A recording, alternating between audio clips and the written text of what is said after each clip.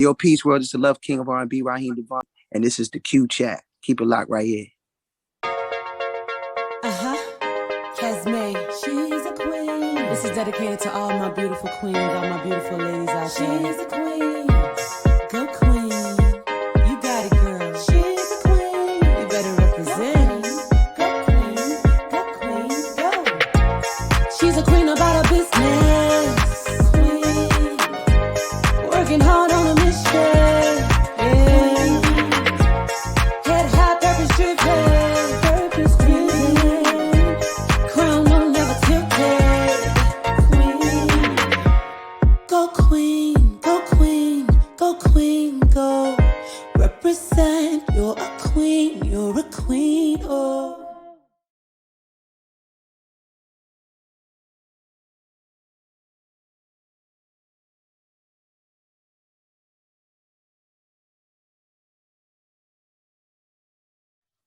So thank you guys for joining an episode of the Q Chat. Today, my special guest is Dr. Aziza Glass. She's the star of the Disney XD series, Roman to the Rescue. She's a doctor of veterinarian medicine. And I just want to chat with her about her love of animals, the show, and also some additional information on caring for our pets, and also how loving animals really is great for our mental health. So how are you doing today?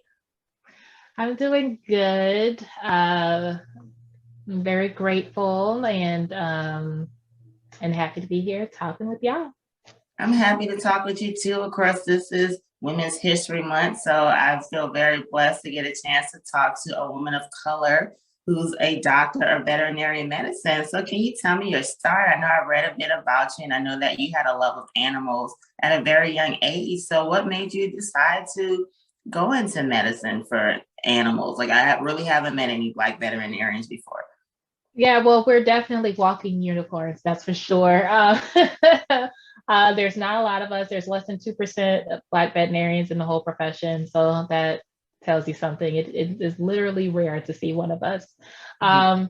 But like you said, I had an intense love for animals, and I just liked learning about them. I liked learning the sciences, and that continued all the way to college. And I knew that I wanted to go to graduate school. And I thought that I was going to be Dr. Aziza because I was doing some type of animal behavior research. I was going to get a PhD and all that, but it really wasn't until I saw the different upperclassmen that were going through the process of planning for their graduations, their next step, and seeing some of them apply to vet school, that it started to be on my radar. And around the same time, I realized that two of my professors, who also happened to be Black women, Dr. Johnson, Dr. Sella, were veterinarians.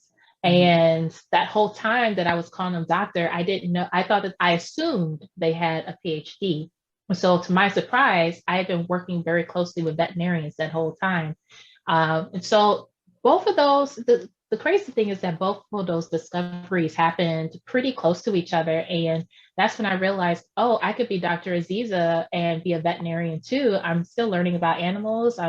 It's definitely a more hands-on, inside out, part of learning about animals, the anatomy, what makes them tick, how to fix them, how to treat them, all of that. And that's when it got on my radar. That's when I decided that this was something that I would be interested in. And I applied. It was the application process, doing all the school courses, all the required courses, getting all the intern hours. All of that was difficult.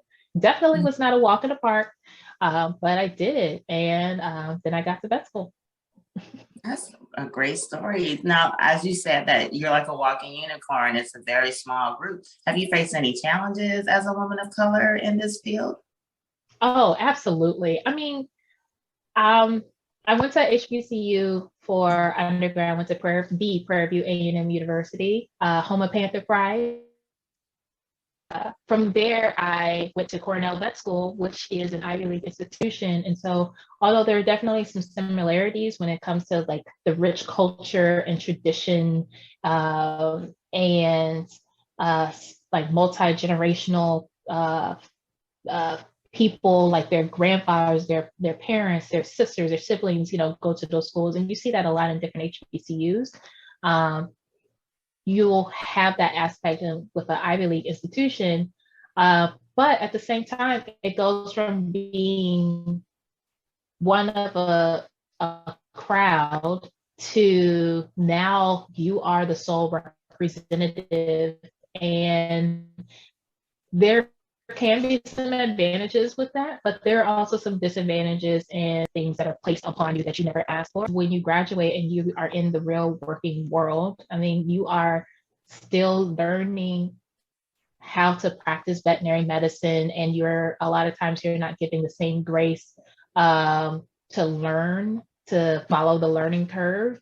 There's the pressure that you have to be perfect. There are microaggressions. There are people who won't respect you, don't believe the stuff that's coming out of your mouth. There is gaslighting. There's all of that. I mean, being a veterinarian itself is very, very difficult. It's a very challenging profession. It's not a walk in the park. But to have the added layer of being a Black woman to that kind of takes it up, a notch or two or three.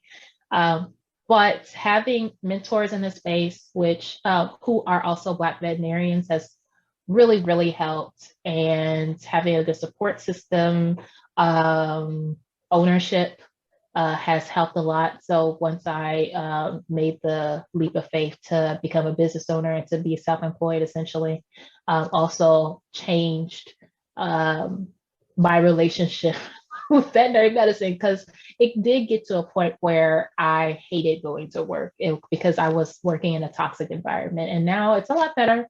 And my business has grown, and I am in the process of expanding, and we'll be opening a brick and mortar clinic with another Black veterinarian in the next few months. So hopefully the permitting and all of that has slowed, everything has slowed down so much because of COVID. And so it's taking much, much longer than what we anticipated to be able to do a lot of stuff. But it's coming. That's what's important. It's coming. Now, speaking of, you are the owner of the Personal Touch Veterinary Clinic. And I was reading that you do some interesting things, like you also do acupuncture with animals, you work with horses. So can you tell us some information just about your practice and what makes it a little different than average veterinarian clinics? Yeah, so when it comes, I am a certified veterinary acupuncturist, and I did my training from the lens of traditional Chinese veterinary medicine. I think that I thought it was important for me to learn it from that perspective, because at the end of the day, this is a technique that has been honed, that has been cultivated, and is closely integrated with a culture, and that is Chinese medicine. And I think that you missed out on a lot of different nuances and things like that, and a chance to learn about a different culture when you basically try to strip it of of all cultural references. And there are some people who choose to learn acupuncture like that, but I don't. And because of that, I was able to learn about a lot of other types of alternative medicine therapies, including how to use Chinese herbal formulas, including how to use massage therapy or food therapy, like actually utilizing food, kind of like the way that a lot of people are thinking about food for the human bodies, using food and healthy living, healthy lifestyle to help the body repair itself and to just have a healthier just a good overall health. And the same can be applied to our pets. And that was something that I became very interested in really before I even got to vet school, both the acupuncture part. And once I did the actual training process, it kind of opened this new world to me. And I considered myself someone who does integrative medicine. So it's the East meets West. I tell folks all the time, Eastern medicine is not a cure-all. If you're looking for somebody who's going to tell you that essential oils is going to cure your cancer, I'm not the one for you, because I do not believe that. But I do think that when used appropriately, it can really enhance treatments. It can really improve our pets' quality of life and make them as comfortable as possible for as long as possible. And sometimes where the Western medicine fails, the Eastern medicine can fill in the gap. And yeah, that's why I like acupuncture so much. It's something different. It sets me apart from a lot of other veterinarians. So, you know, that kind of marketability is good.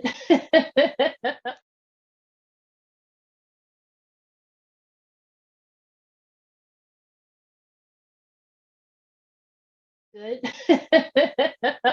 uh, and and it works. That's the main thing. It works. What has been one of, like, let's say one of your most difficult cases? Like, I know, like, I'm sure you see a variety of things with animals, but what has been one that was like a real challenge, but you were able to solve it and help the pet? Yeah, so I had a patient that was really, really difficult.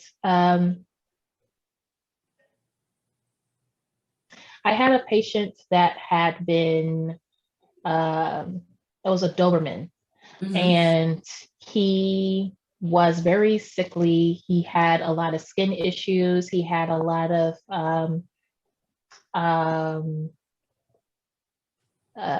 he had a lot of nerve issues, and based off of how certain things looked and how he was previously assessed by some other neurologists and things like that, he was diagnosed with a particular type of disease. And so I was looking at the dog and I said, well, he doesn't look like that type of dog to me, but with that particular disease, but I'll treat him for that disease using acupuncture. And he was just minimally improving. And I kept saying, you know what, something's just not right about this.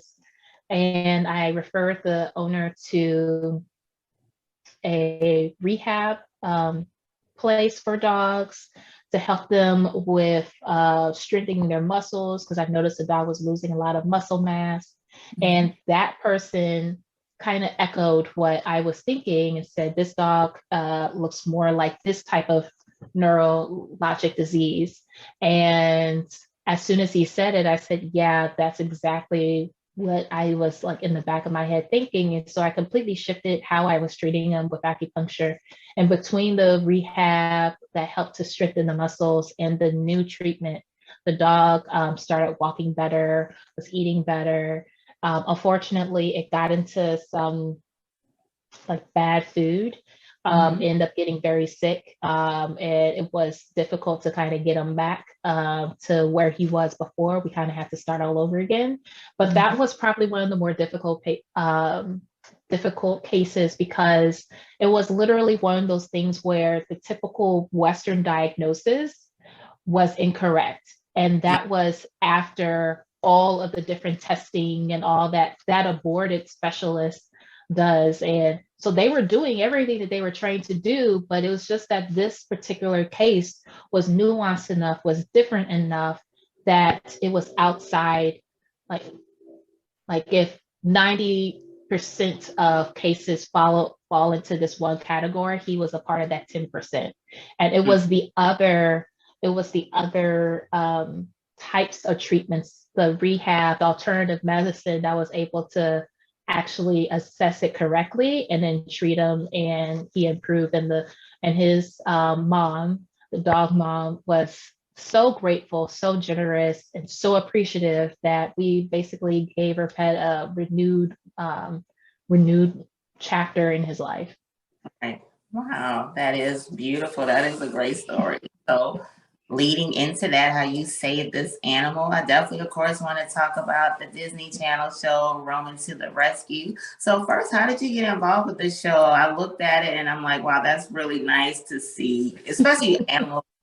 I think animals are like, people don't consider pets sometimes. Not everyone is animal lovers. You know, I grew up where like I actually have had dogs, but like I have family members that they wouldn't want to even come to my house because of a Shih Tzu, and I'm like, seriously, like he's not gonna kill you, poodle. Like, are you serious? But that's how they just don't deal with pets, you know. So I think sometimes people just dismiss animals. They don't realize like these pets need homes, and pets, as I was leading up to before we started recording, can make a difference in people's mental health, happiness, so many things that it can do to benefit someone to actually own a pet. So how did you get involved in this cute little show? So, I mean, it goes back a little bit. I've actually been in I guess you can call it the entertainment space now for about 7 years. It all started when I was on a show called Vet School on NatGeoWild, and that came out in 2015. Mm-hmm. And that show was literally about showing the public what it takes to become a veterinarian. And the show follows first years and fourth years, which are the equivalent of freshmen and seniors. And you see the freshmen learning about physical exams. You see them learning how to properly wash your hands for surgical prep. You're seeing them learn about horses versus cows versus dogs versus cats. And in the fourth years, which is where I was on the show, you see the seniors actually applying a lot of those different things that we learned over the course of the first, second, and third year in clinics. So we're doing our rotations, we're following the residents, we're assisting on real cases. And all the way to the point on the season finale, you actually see all of us that's in the cast as fourth years cross the stage and get our diploma and graduate and become doctors of veterinary medicine. So, and the experience was a very positive experience. I learned that I had a talent and a skill set to be able to translate education, science, animal knowledge across the camera lens. I didn't realize how rare that was, and that it didn't feel like work to me. I really enjoyed it. So I stayed in that space for a while and constantly putting out content or producing my own content in the entertainment space, whether it was in Houston or doing podcasts here and here and all of that. And so it was really one of those things of preparation meeting opportunity. I eventually got contacted by somebody from production saying, we're looking for somebody in the animal field that has this criteria and you fit the bill. It's very difficult to find somebody, and we know because we've been looking. And because I'm self-employed, because I have all these other things and I have a certain support system, I was able to move some things around and relocate for 2.5 months to film the show. And it's been wonderful. It's been wonderful working with Roman, meeting his family, meeting all the dogs. My son, who was 1.5 at the time, was able to be on set with me. And that was also, I mean, that was invaluable to be able to have him on set and be a working mom in that sense, know that he's well taken care of by his sisters and things like that. So it was wonderful. And I'm very appreciative of being able to be on a platform like Hulu, like Disney XD, have Nomadica Films and the Dodo invest in me and trust me to be able to play an important role on the show. And look how I do, give me the creative license to wear my head wraps and all the other stuff. And at the same time, also value my input when it comes to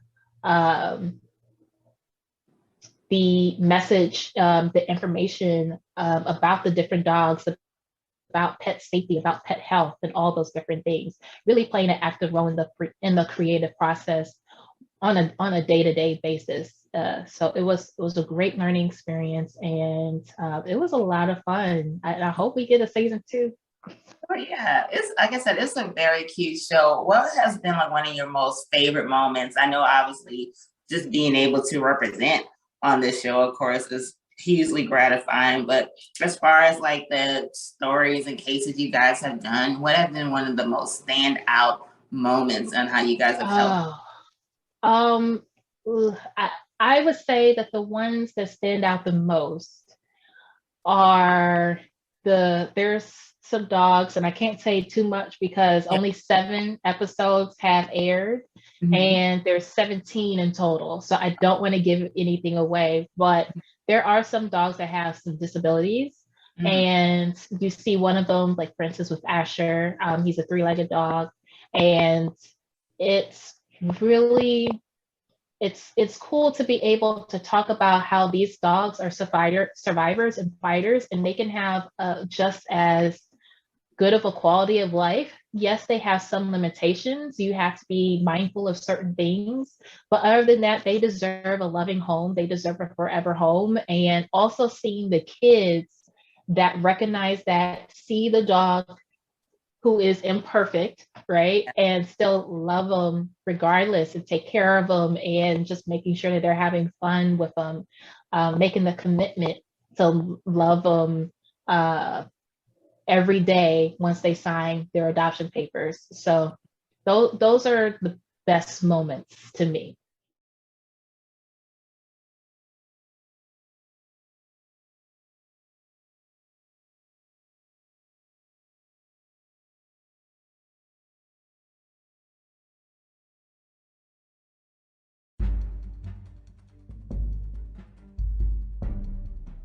Hey ladies, a new book is on the market and it's called Liberating a Breech Queen. John Headley introduces a woman of color called Lana. Lana rips apart the calluses of the false feminine perspectives that are destroying our female to male relationships and their lives. Were they built for love or just capable of sex with an emotional connection? Here, Lana proves that despite popular opinion, a woman of color can activate her awaiting miracle and experience true success and recover lost or stolen glory.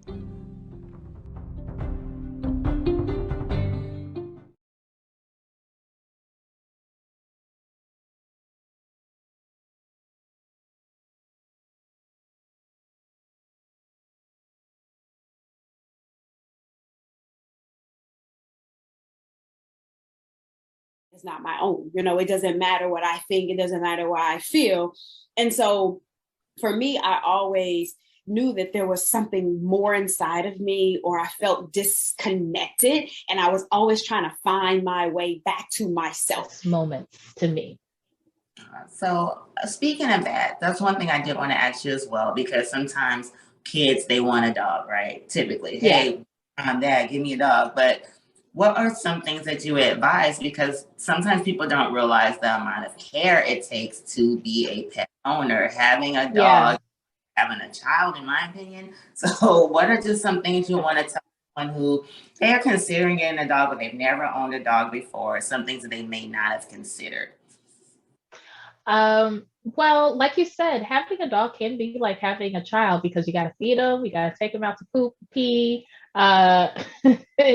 You have to make sure that they have their vaccines, and and there's a lot of that goes into it. So yeah, you're absolutely correct. I would say that parents who are considering it, be realistic, and also be realistic about the type of dog that you're going to get. There are certain people who get so fixated on a breed that they don't do the appropriate research on what does it actually take to have that breed. I mean, if you have a dog, like for instance, I say this all the time, like English bulldogs a lot of times have skin issues. A lot of times they can have breathing issues. They have other things that are just inherently present with that breed. And to be shocked afterwards that you have to pay for the veterinary care in order to treat those things that they typically come with. I mean, it just means that you weren't prepared. So there's that side of it. And then there's also the side of, do y'all really have the time? Are you going to be able to spend time with the dog? And if the answer is, we are so busy, we're barely in the house, is the dog going to be happy without a family in the house by himself? But at the same time, having a dog can be extremely rewarding. It can teach your children responsibility, caring for others, empathy. There are a lot of things, a lot of benefits with having dogs, especially if you are invested in taking your dogs and stuff like that. You the one taking them on walks. So actually, because you have a dog, you're unconsciously increasing your exercise, which is contributing to your own cardiovascular health. Having dogs look at you, looking up at you, loving on you, and all that, it can bring you a sense of calm and peace. It can cause to relieve anxiety for each other, for the dog as well as you. So there's a lot of different benefits to having one, and it really is just seeing if your child is ready, if your family is ready, or if you are ready to take on that responsibility. Because dogs aren't something that you can just adopt and forget. You know, it's a living being that you need to take care of at more than adequately, and not with the bare minimum.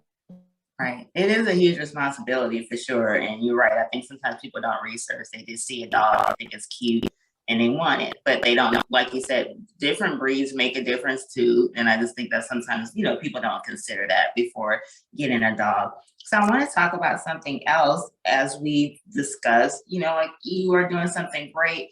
Not only are you in veterinary medicine, but you're representing, you're showing that there are different fields of medicine that some people may not have considered. So I know that there's an initiative called the hashtag Doctor to Doctor. So can you tell me some information about that? Yeah, so Doctor to Doctor initiative is something that I wanted to use to start to help establish the communication, make a network between young professionals, especially those that have recently graduated or are in the process of obtaining their doctorate degree in the different healthcare professions, whether it's pharmacology, or whether it's getting a pharmacy doctorate or doctor of veterinary medicine or medical, MD, a physician, and pairing them with somebody who is older, seasoned in the field, who can almost act like a mentor to them.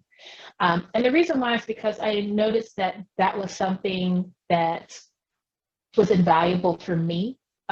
Even at the very, very beginning, my sister, who is a pediatrician, I think she was in her fellowship.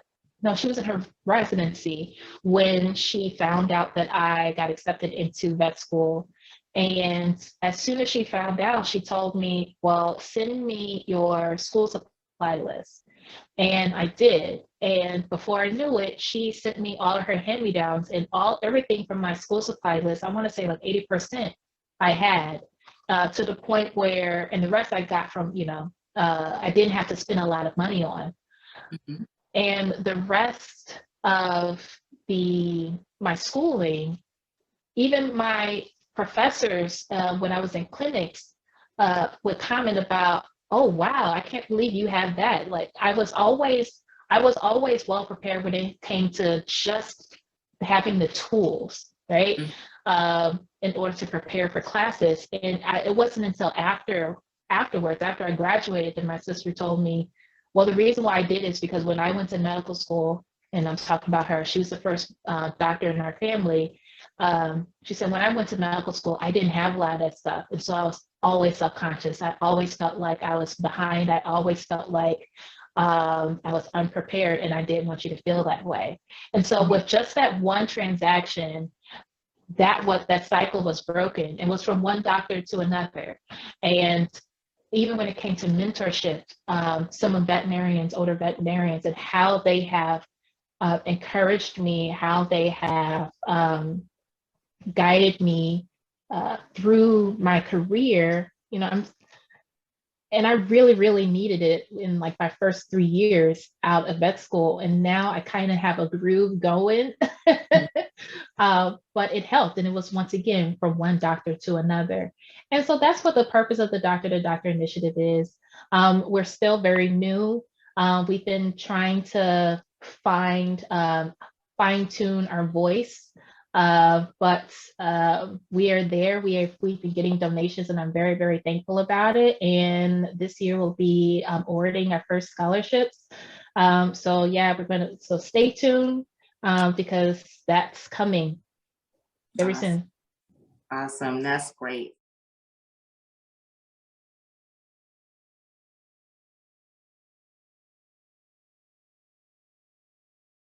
Awesome. That's great. So before we do end everything, like I said, I think what you're doing is amazing as a woman of color. Anytime that we're breaking barriers in fields that we are not normally seen, of course, that is an excellent thing just to represent and to just show people everything that we can do and everything that we're capable of. So of course, this is Women's History Month. Yesterday was International Women's Day. So I do want to ask you, you wear many hats. You're a trailblazer. You are creating history. So I do talk about self-love a lot on the platform. So I just wanted to ask you, how do you find self-love in your life? Because to me, self-love equals self-confidence, and that is the field to be a trailblazer, such as yourself. Like you said, you're in a profession. So how has self-love applied in your life? I have to constantly work on that, to be honest with you. I am extremely critical of myself, and I even had to really work on celebrating the now and not be stressed about what's later, what's planned, and things like that. So I would say that it's an ongoing process. I have tried to do self-love by learning how to give myself grace. If I am truly burnt out and I don't want to look at the computer, I don't want to do any more just being like, it's okay. You can be a couch potato today and just be a little lazy because obviously your mind needs a break. Or like it took me, it was so bad that it got to the point where when I don't really go shopping a lot, I mainly spend my money on food and takeout. And that's been the case for years now. But I remember one time I went to the mall and it took me forever to just talk myself into buying a purse. I had the money to get the purse, but I was just like, but shouldn't I be thinking about other things instead of the purse? Because in the grand scheme of things, this purse is not in line with what my goals and aspirations are. And to even go and be able to like buy a purse and just be like, you're treating yourself, you think this is cute, you're getting this purse. That has been a form of self-love because it's once again giving myself grace to just be present in the now and not constantly be like, you know, the ant, you know, it's like the ant in a grasshopper, you know, not every day has to be waiting for the apocalypse, you know, or something else like that. Taking the time to go and get a facial, going to get a massage here and there, and just relaxing, reading books again for fun. Those have all been times of doing self-love and also committing to, when I started doing therapy, going and seeing a therapist, that was probably the ultimate act of self-love because I knew that I needed to do something outside of what I had been doing in order to be more proactive about improving my mental health. And when you finally take that step to do it and then also implement the stuff in your life, then that is self-love because you are taking care of yourself first. So I recommend that to everybody. It definitely has helped me quite a bit to once again live in the now, celebrate the now,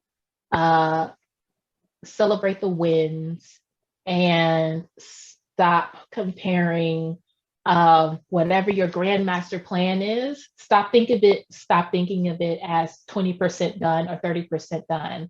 Stop thinking of it as like the 70 that you still feel like you have to do. The 20s are a win, the 30s are a win, the 31% is a win too. Yes. Thank you so much. That really, you put that in great perspective. And thank you for just being transparent too. You know, like we're not obligated to get everything right, you know. perfectly. Everything is a process, and we're all growing and learning every single day. So I definitely appreciate your transparency more than anything.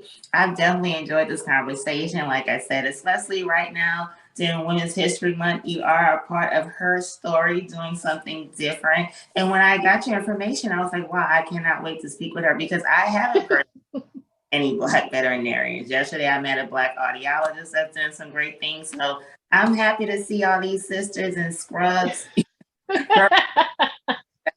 Yes, we out here. We out here. Yes. So before we end everything, tell everyone how they can tune in to Roman to the Rescue, and how they can contact you, and how they can also contribute to the Doctor to Doctor initiative. Okay, so you can watch Roman to the Rescue on Disney XD every Saturday at 8 p.m. Eastern, 7 p.m. Central. You can also stream it on Disney Now, YouTube TV, as well as Hulu. You can binge watch 7 episodes right now. I promise you are going to laugh. You're going to get teary-eyed at the end. You are going to just smile. It's so heartwarming. It pulls on your strings every single episode. These are dogs finding their forever homes, and with real kids and real families. You can also follow me on Instagram, YouTube, Twitter, Facebook, Aziza Glass, Aziza Glass. Just type it in. You'll find me on all those platforms. And for the Doctor to Doctor initiative, there is a link on my website, azizaglass.com, where you can find out about donations. And we are updating our website, which is dr2dri.org. We're updating that website. And so after that, you'll find out a whole bunch more information as well. Awesome. Thank you so much again for this conversation. And I'll definitely make sure to tell more people about Roman to the Rescue. I just think it's so cute. Yes. And it's a show that's for kids learning about animals from the perspective of a kid who loves animals. Yes, and what he's doing is a great thing. And I also appreciate how you mentioned, once again, I like to talk about mental health as well, how pets, if you really truly have a love for a pet, how it really can ease anxiety, just bring some extra love into a person's life. We all need love. Yes, we do. Pets are really one of the most sincerest forms of love, on this earth, I think, next to a baby. So that's true. Breaking that down on how it really can ease our anxieties and bring love into our lives, and aid some happiness. That's something people should consider if they want to take it seriously, because it is a responsibility. But if you do have the time, the love, hey, consider adopting a pet. I know a lot of people personally who had no inclination to get a pet prior, but for different reasons in their lives, they ended up adopting a pet, and they completely changed. It was a huge blessing in their life. So thank you so much for what you're doing. And like I said, representing brown and scrubs. Well, thank you for having me. Thank you so much for having me, and for supporting the show. Thank you. And guys, you heard it. This is Dr. Aziza Glass. She is a great woman. And make sure you guys tune in to Roman to the Rescue. The little boy is so cute. So make sure you guys tune in. And even if you have never owned an animal, you will still love the show. It's very heartwarming, like she said. And at the end of the day, it's representing love, which is what everyone needs right now. So everyone, make sure you can catch this episode and more. www.theqchat.com. And also, like I said, consider owning a pet. You never know. We all need something that makes us feel better. And pets really are just innocent, great reflections of love. They really can bring a lot of joy in people's lives. So just consider that. And a lot of pets really, there's an influx of animals that need to be adopted. They really need a good home and someone that will love and care for them. So you never know, that maybe your next connection is to be a pet owner and find true love as a pet mom or dad. So definitely consider that. And once again, you can catch this episode and more, www.theqchat.com. Be safe. And of course, remember to go love yourself.